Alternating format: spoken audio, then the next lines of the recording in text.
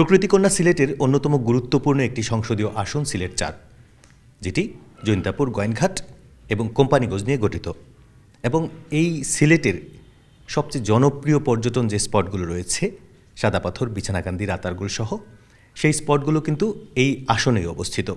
বলা যায় পর্যটনের যে সম্ভাবনা সেটি কিন্তু পুরোটাই রয়েছে এই আসনে। তো এই সম্ভাবনাময় আসনের যিনি সংসদ সদস্য পদপ্রার্থী, বিএনপি মনোনীত সংসদ সদস্য পদপ্রার্থী আরিফুল হক চৌধুরী, যিনি সাবেক মেয়র ছিলেন 2 বারের সিলেট সিটি কর্পোরেশনের, তিনি এবার প্রতিদ্বন্দ্বিতা করছেন, চষে বেড়াচ্ছেন মাঠে ঘাটে। তার কাছে জানতে চাইব এই আসন নিয়ে তার পরিকল্পনার কথা। একটা দলের তারা ক্যাডারভিত্তিকভাবে তাদের মানুষগুলোকে এই সুযোগে তারা সব জায়গায় সেট আপ করেছে। দিন শেষে আমরা আওয়ামী লীগকে প্রিভিলেজ দিচ্ছি বলে এখন ওনারা বলতেছেন। কয়েকদিন আগেও ওনারা দরখাস্ত দিয়ে বলে বিএনপি এদের বিরুদ্ধে হচ্ছে, বিএনপির তাদের কাছেও নাই। পরবর্তীতে দেখা যায় তারাই আবার উকিল পাঠাই দেয় এখানে যে তোমার আমরা ছাড়িয়ে দিচ্ছি।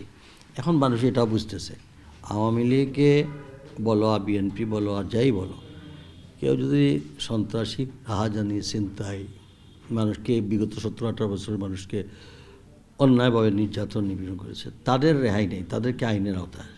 কিন্তু একজন আদর্শগত সে পার্টি করে, পলিটিক্স করে, আওয়ামী লীগ করে, যারা অন্যান্য দল করে, করতেই পারে, তাকে তো বাধা দেওয়ার কোনো কারণ নেই। আমরা এটা বিশ্বাস করি না। আমরা এই ব্যাপারে সচেতন, নাগরিকদেরকে বলা হয়েছে ওনারাও সচেতন থাকতেন। মানে সেন্টারগুলো ভালো করে চেক দিতে হবে এবং দিন শেষে নির্বাচনের দিন যখন ভোট গণনা করা হবে তখন যেন এই মুড়ি টুড়ি এইগুলা ভালোভাবে দেখেন।